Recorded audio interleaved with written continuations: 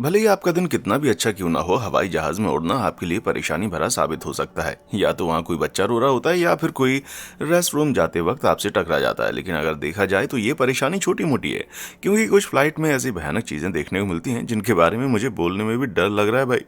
आज मैं आपको कुछ ऐसी चीजों के बारे में बताने जा रहा हूँ जिन्हें देखकर आपको लगेगा कि ये बदबूदार पैर किसी तोहफे से कम नहीं थे। तो आइए, तैयार हो जाइए, क्योंकि आज मैं आपको एरोप्लेन पर होने वाली कुछ सबसे बुरी चीजों के बारे में बताने जा रहा हूँ। बिन बुलाए मेहमान। नवंबर 2016 में टोरेन मैक्सिको से मैक्सिको सिटी जाने वाली एरो मैक्सिको फ्लाइट में लोगों को मौत का डर सता रहा था जब बीच फ्लाइट में उन्हें एक अनचाहा बिन बुलाए मेहमान नजर आया। इंडलेसियो मेलिना उसी फ्लाइट के एक पैसेंजर थे जो उस वक्त मैगजीन पढ़ रहे थे। तभी उनके बगल में बैठे एक पैसेंजर ने उनको लगेज कंपार्टमेंट का नजारा दिखाया। ऐसा लग रहा था जैसे ये सीन सैमुअल एल जैक्सन की thriller snakes on a plane से लिया हुआ है। इंडलेसियो को वहाँ एक 3 फीट लंबा विशाला हरा वाइपर दिखाई दिया। तभी अगल बगल बैठे लोगों ने अपनी सीट बेल्ट खोलकर खुद को सांप से दूर कर लिया। लेकिन तभी ये सांप भी जमीन पर गिरता है और सीट के बीच में रेंगने लगता है। हालांकि फ्लाइट अटेंडेंट्स ने उस वक्त कुछ ब्लैंकेट्स दिए जिन्हें कुछ बहादुर पैसेंजर्स ने सांप के ऊपर डाला और उसे रॉ 5 और 6 के बीच में कैद कर दिया, इससे पहले कि वो किसी को भी नुकसान पहुंचा सकता। जैसे ही पायलट को इसके बारे में पता चला, उन्होंने मैक्सिको सिटी में प्रायोरिटी लैंडिंग की घोषणा कर दी, जहां वो आने वाले 10 मिनट में पहुंचने वाले थे। हालांकि उस सांप को बिना किसी नुकसान पकड़ लिया गया। सभी पैसेंजर सुरक्षित बच गए। और तो और एनिमल कंट्रोल टीम ने आकर उस सांप को अपने कब्जे में भी ले लिया। हालांकि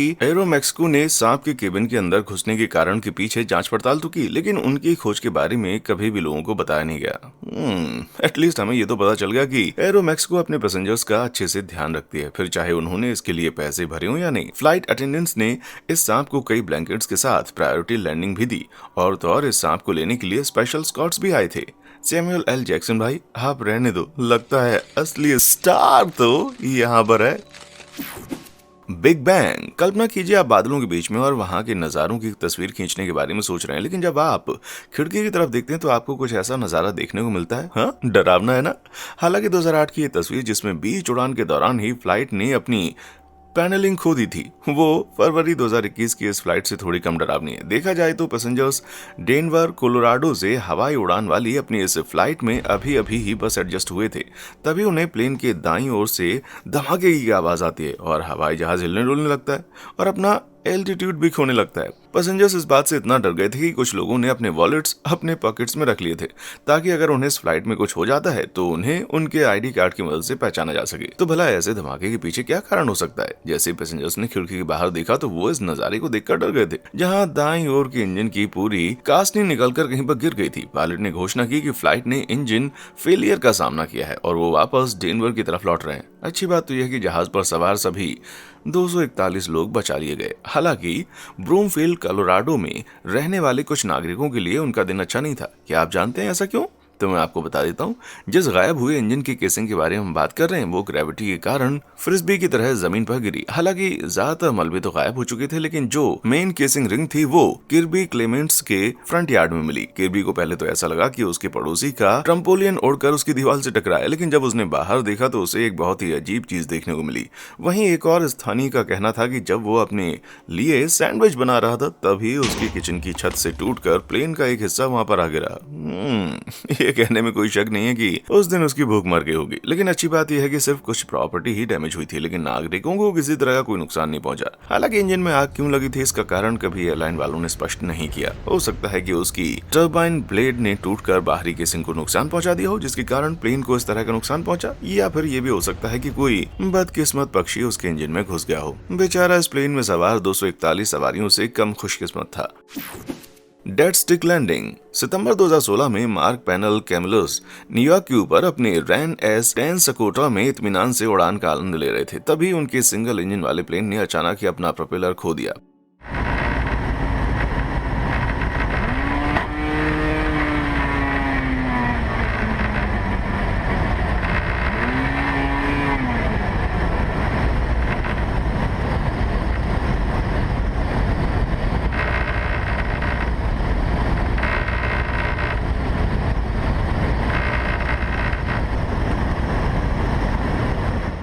ये तो अच्छा है कि मार्क को डेड स्टिक लैंडिंग के लिए पहले से ही ट्रेनिंग दे दी गई थी। ये एक ऐसी लैंडिंग होती है जिसमें प्रोपेलर काम नहीं कर रहा होता, लेकिन इस किस्से में तो ये पूरी तरह से गायब है भाई।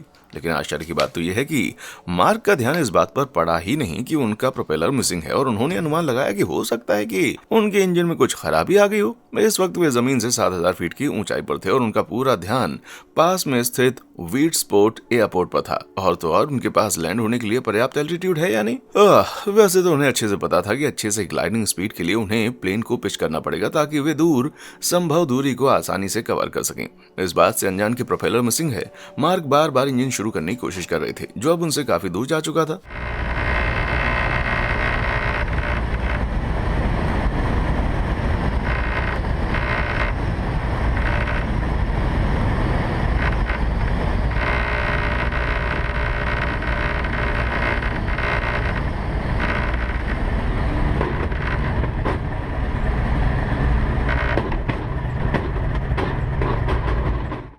ये तो जब वे लैंड हुए ना उसके बाद उन्होंने प्लेन को चेक किया तब उनको पता चला कि वास्तव में प्रॉब्लम कहाँ थी। मार्क को इस बात पर विश्वास नहीं हो रहा था, खुद पर थोड़ी सी शर्म भी आ रही थी कि उन्होंने प्रोपेलर के बोल्ट्स को इंस्ट्रक्शन के हिसाब से अच्छे से टाइट नहीं किया था। और यहाँ तक प्रोपेलर के लैंड होने की बात है, मार्क ने उसे खोजने की बहुत कोशिश की लेकिन वो उसे कभी नहीं मिला। उम्मीद करता हूँ किसी ने इस प्रोपेलर को कैच करने की कोशिश ना की हो। एरोप्लेन में लगी आग। एंथनी कैरियो जुलाई 2018 में इबीसा में अपनी गर्मी की छुट्टियां मनाने जा रहे थे, लेकिन जिस प्लेन से वे वहां पर पहुंचने वाले थे उसे डेस्टिनेशन तक पहुंचने से पहले ही इवैक्यूएट करना पड़ा। वैसे तो ये बोइंग 737 बार्सिलोना से उड़ान भरने के लिए पूरी तरह से तैयार था। तभी एंथनी की रो में अचानक से चिंगारी नजर आने लगी। जांच पड़ताल करने पर उसकी नजर फोन से अटैच्ड बैटरी पैक पर पड़ी जो कि जमीन पर जल रहा था। और मॉडर्न युग में जन्म लेने का फायदा यही था कि वो इस पूरी वारदात को स्क्रीन पर कैप्चर कर रहे थे। लेकिन चिंता मत कीजिए, एंथनी ने वीडियो निकालने के अलावा भी बहुत कुछ किया। एक तरफ जहां बाकी के पैसेंजर्स भाग दौड़ रहे थे, एंथनी ने इस आग को बुझाने की जिम्मेदारी अपने हाथ में ले ली, वो भी बस एक कप पानी से। उन्होंने लिथियम बैटरी से होने वाले एक बड़े हादसे को टाल दिया।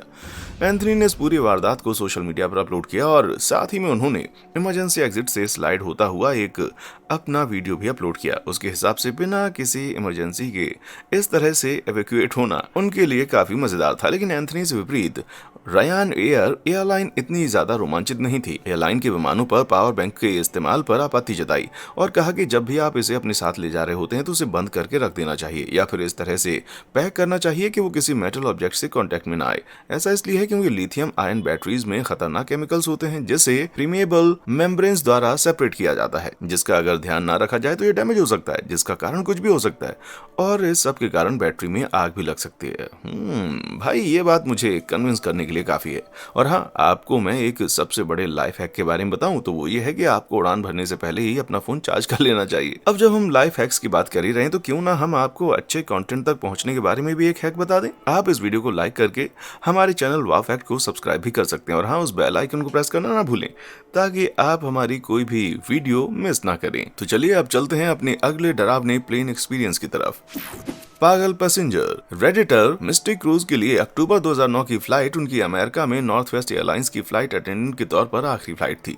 तो शुरुआत में मिनियापोलिस और डेट्रॉइट के बीच 2 घंटे वाली फ्लाइट से करता हूं, जिसमें एक पागल पैसेंजर ट्रैवल कर रहा था जिसने प्लेन के क्रैश होने की जोर शोर से घोषणा कर दी। उस पैसेंजर ने प्लेन के क्रैश होने की घोषणा तो की और साथ ही में ये भी कहा कि उस प्लेन पर सवार सभी लोगों की मृत्यु होने वाली है, जिससे बाकी के सभी पैसेंजर्स बेचैन हो गए। और यही कारण था कि मिस्टिक क्रूज को उस वक्त वहां से ले जाना पड़ा था। लेकिन जैसे ही उन लोगों ने उस पागल महिला पैसेंजर को काबू किया, ऐसी घटना घटी जिससे सभी परेशान हो गए। प्लेन को अचानक ही खतरनाक झटकों का सामना करना पड़ा। ड्रिंक्स हवा में उड़ने लगी और ओवरहेड बिन से सामान गिरने लगा। सच में एक बहुत ही भयानक सीन था और ऐसा लग रहा था जैसे उस पागल की भविष्यवाणी सच होने जा रही थी। वैसे तो इस खतरनाक दृश्य को देखकर ऐसा लग रहा था कि ये सब कुछ कभी खत्म नहीं होगा, लेकिन शुक्र है कि फ्लाइट डेट्रॉइट पहुंची। लेकिन मामला यहाँ पर शांत नहीं होता और मैं ऐसा इसलिए कह रहा हूँ क्योंकि वो डेट्रॉइट में थे। वहां का रनवे पूरी तरह से बर्फ से ढका हुआ था, जिसके कारण लैंड होते ही प्लेन यहाँ से वहां स्लाइड होने लगा, जिसके कारण सभी पैसेंजर्स में हड़कंप मच गया और सबको ऐसा लग रहा था कि मिस्टर क्रूज द्वारा की भविष्यवाणी सच में सच साबित होने वाली है। लेकिन शुक्र है कि ऐसा कुछ भी नहीं हुआ और उनका प्लेन सेफली रुका। और खुशी के कारण प्लेन में तालियों की गड़गड़ाहट गूंजने लगी और तुरंत ही एयरपोर्ट सिक्योरिटी वालों ने उस पागल महिला पैसेंजर को गिरफ्तार कर लिया, जिसने अपनी काली जुबान से सबके सामने सबकी जान गले में अटका दी थी। सच में इस मिस्टिक क्रूज ने तो सबको परेशान करके रख दिया और उसे सभी ने जल्द से जल्द अपनी गिरफ्त में ले लिया। सच कहूं तो मुझे ये पता नहीं है कि इस कहानी का कौन सा भाग सबसे ज्यादा डरावना था, ये कि प्लेन ऑलमोस्ट क्रैश होने वाला था या फिर ये कि लोग अचानक से तालियां बजाने लगे। अंधेरे में तीर चलाना।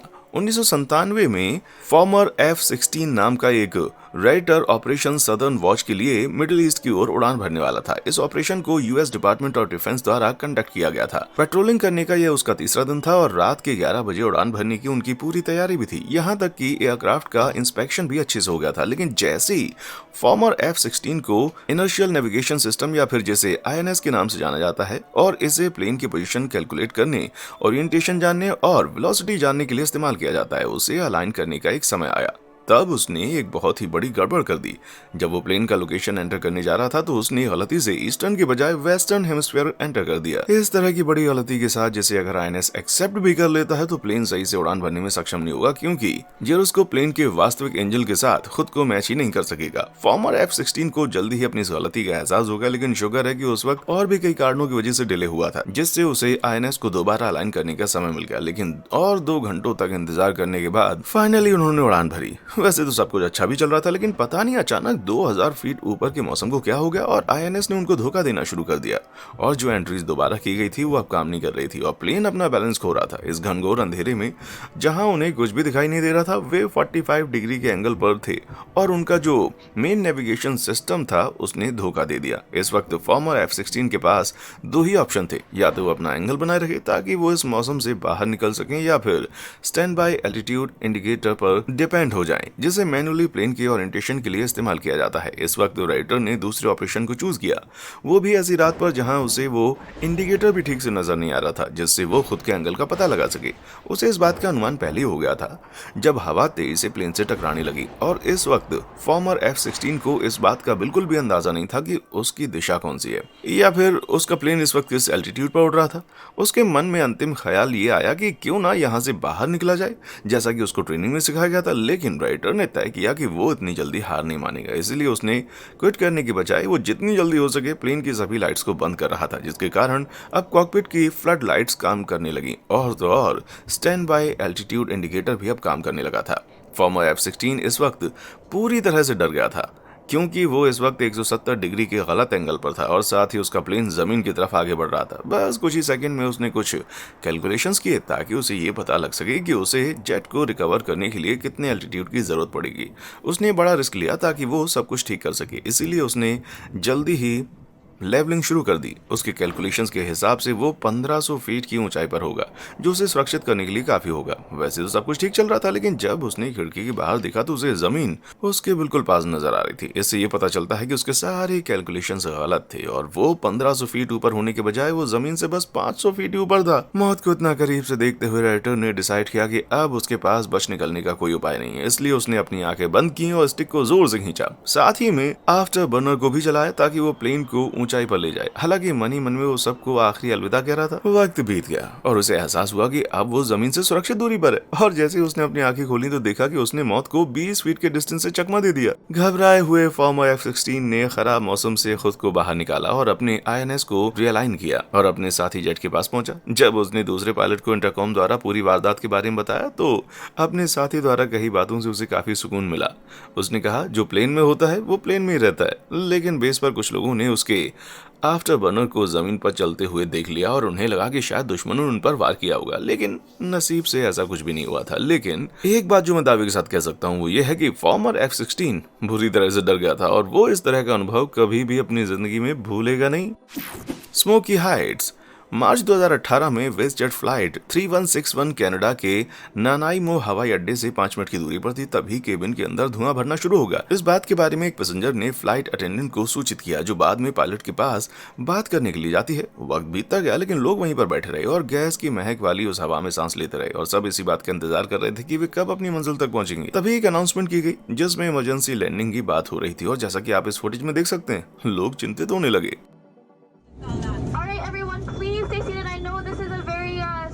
Situation, but the boys have everything in control up front. They are going to let us know if we need to emergency evacuate the airplane. So please just stay seated. As soon as the boys know what's going on, they're going to let us know and we'll let you know. Thank you so much.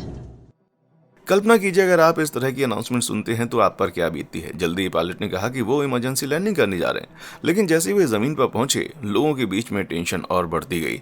अगर लोग जल्दबाजी करने लगे तो Evacuate. Which side? In the back, I guess, closest.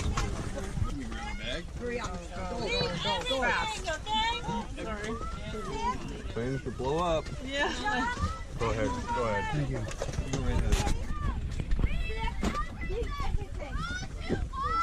घबराए हुए passengers को एक रनवे पर जल्द से जल्द एवैक्यूएट किया गया और वहां पर इमरजेंसी क्रू भी पहुंच गए, जिन्होंने प्लेन की जांच पड़ताल शुरू कर दी। जब बाकी के पैसेंजर्स को मेडिकल वालों के पास भेजा गया, शुक्र है कि इतनी घबराहट के बाद भी सब लोग सही सलामत थे। लेकिन कुछ पैसेंजर्स के मन में ये बात आई कि भला ऑक्सीजन मास्क नीचे क्यों नहीं आए। ऐसा लगता है जैसे वेस्ट जेट को 25,000 फीट तक की ऊंचाई तक ही उड़ान भरना अलाउड था, इसीलिए शायद उन्होंने ऑक्सीजन मास्क फ्लाइट में लगाना जरूरी नहीं समझा, जिन्हें ऊंचे एल्टीट्यूड्स में खास करके इस्तेमाल किया जाता है। लेकिन इसका मतलब ये नहीं कि वेस्ट जेट राहत की सांस ले सकता है, क्योंकि देखा जाए तो पैसेंजर्स अपनी डेस्टिनेशन के इतने पास पहुंचकर घुटन महसूस कर रहे थे। अब जब बात आती है कि ये धुआं किस कारण से हुआ, तो वेस्ट जेट ने इस मामले में जांच पड़ताल तो की, लेकिन उन्होंने कभी भी अपनी खोज के बारे में पब्लिकली नहीं बताया। हाँ, लेकिन एक बात जो हम दावे के साथ कह सकते हैं वो ये है कि इस तरह के बीच एयरप्लेन में अनचाहे धुएं के बीच कैद हो जाना किसी बुरे सपने से कम नहीं है। और हाँ, कोई भी इस तरह का अनुभव दोबारा नहीं करना चाहेगा।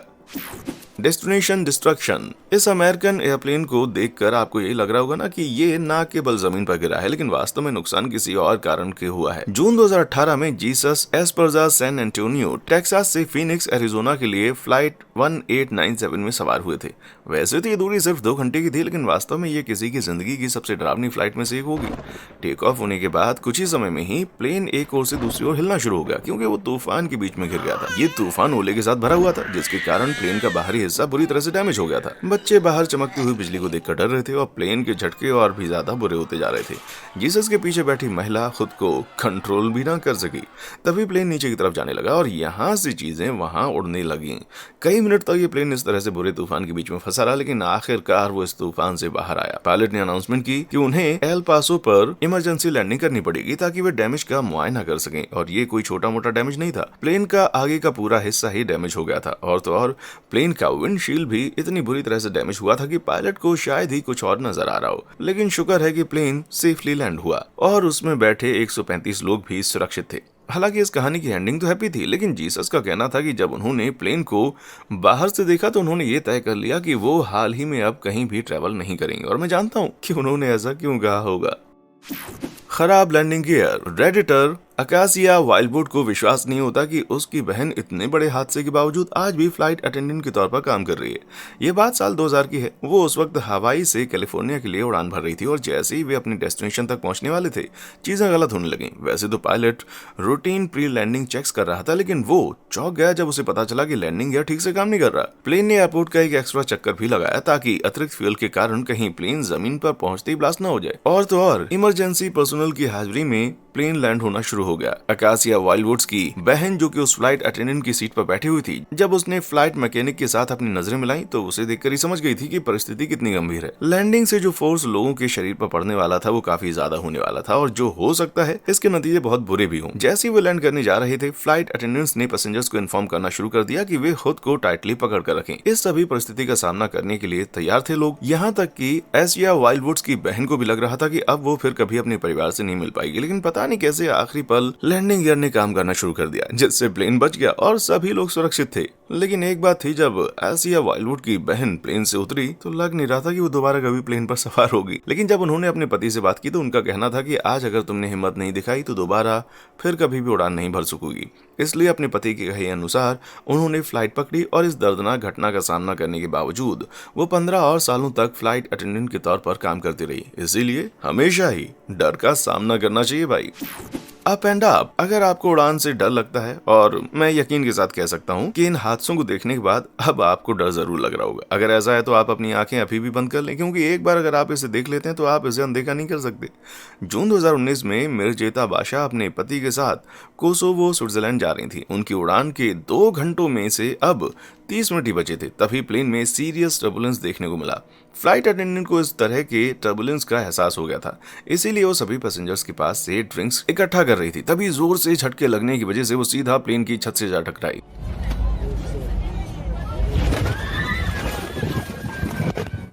जैसे ही खाने का कंटेनर उसके हाथ से उड़ा, लोगों के बीच में अशांति और बढ़ गई। यहाँ तक कि मिर्जेता के पति को फ्लाइट अटेंडेंट की ट्रॉली में रखे गर्म पानी की वजह से जलन भी महसूस हुई। इतना हंगामा होने के बावजूद फ्लाइट अटेंडेंट सबको शांत करने की कोशिश कर रही थी और सबको सही है। जब प्लेन स्विट्जरलैंड के बासेल में लैंड हुआ, एयरपोर्ट ने इमरजेंसी सर्विसेज को पहले से बुलाकर रखा था। मिर्जेता के पति उन 10 लोगों में से एक थे जिन्हें मेडिकल असिस्टेंस की जरूरत थी, लेकिन आश्चर्य की बात यह है कि फ्लाइट अटेंडेंट बिल्कुल सेफ थी। इस तरह से हवा में उड़ने वाली क्षमता रखने वाली के लिए मैं तो बस इतना कहना चाहूंगा, भाई इसे प्रमोशन मिलना चाहिए।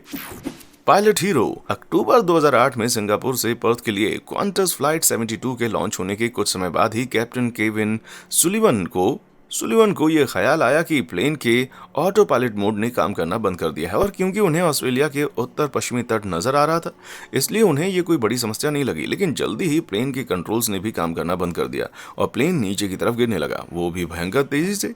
और इस वक्त कैप्टन सुलिवन को विंडशील्ड से इंडियन ओशन की सतह नजर आ रही थी। ऐसा लग रहा था जैसे ये प्लेन मौत के मुंह में गोता लगाने वाला है। लेकिन कैप्टन सुलिवन एक एक्स फाइटर पायलट होने के नाते सभी परिस्थिति से लड़ने के लिए तैयार थे ताकि वे प्लेन पर सवार 315 लोगों की जान बचा सकें। परिस्थिति इतनी बुरी थी कि इसका अंदाजा लगाने के लिए मैं आपको बता दूं कि कैरोलिन साउथकॉट एक पैसेंजर थी जो टॉयलेट से बाहर आ रही थी, और तभी प्लेन ने अपना संतुलन खो दिया और वो केबिन की छत से कुछ इस तरह से टकराई जिसके कारण वो बेहोश भी हो गई थी। उसी समय कैप्टन सुलिवन विमान को स्थिर करने की पूरी कोशिश कर रहे थे। उन्होंने कंट्रोल्स को बेअसर करने के लिए उन्हें जाने देने की कोशिश की और शुक्र है उनका यह आइडिया काम कर गया। प्लेन अब गिर नहीं रहा था, लेकिन 2 मिनट बाद फिर से प्लेन एक बार फिर से नीचे की ओर जा रहा था। प्लेन पर सवार यात्रियों के साथ साथ कैप्टन सुलिवन को भी यही लग रहा था कि अब उनका अंत हो गया। लेकिन पता नहीं कैसे एक बार फिर सुलिवन ने विमान को स्थिर करने में कामयाबी हासिल कर ली और इसे तब तक हवा में उड़ाते रहे जब तक कि वे ऑस्ट्रेलिया के उत्तर पश्चिमी तट पर लियामथ में रॉयल ऑस्ट्रेलिया एयरफोर्स बेस तक नहीं पहुंचे।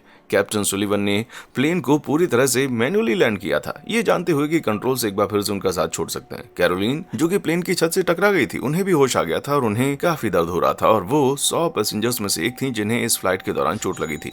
इसी के साथ सभी यात्री बच गए और जिन भी यात्रियों को चोट लगी थी उन्हें क्वांटस की तरफ से 6 आंकड़ों का भुगतान प्राप्त हुआ, जिसमें कैरोलिन भी शामिल थी। हालांकि कैप्टन सुलिवन को खुद कोई शारीरिक चोट नहीं लगी, लेकिन इस घटना के बाद वे इतना डर गए थे कि 2016 के बाद उन्होंने तय कर लिया कि अब वे कभी भी उड़ान नहीं भरेंगे। इस हादसे के बाद जब प्लेन का मुआयना किया गया तो ऑस्ट्रेलियाई परिवहन सुरक्षा वीरों ने इस तरह की इमरजेंसी के लिए गलत डेटा और सॉफ्टवेयर एरर्स को जिम्मेदार ठहराया, और कुछ इस तरह की गलतियों की वजह से 2018-19 में 2 बोइंग 737 मैक्स क्रैश होने के कारण बने। लेकिन इस किस्से में लोगों की किस्मत इतनी अच्छी थी कि फ्लाइट 72 के पास कैप्टन सुलिवन जैसे पायलट थे जिन्होंने सबकी जान बचाई थी। भाई मैं तो बस इतना जानता हूँ कि अगर इस तरह से प्लेन में अचानक से सॉफ्टवेयर इतने भयानक एरर देखने को मिले जो कि साल 2010 से लेकर हाल ही में 2019 में भी देखने को मिले हैं, तो मैं बस इतना कहना चाहूंगा कि आज के बाद फिर कभी भी फ्लाइट पकड़ते हुए मुझे बहुत ज्यादा डर लगने वाला है। क्या आपने कभी फ्लाइट्स में इस तरह की डरावनी परिस्थितियों का सामना किया है? अगर हाँ तो नीचे कमेंट सेक्शन में आकर हमें जरूर बताएं। और हाँ, देखने के लिए शुक्रिया।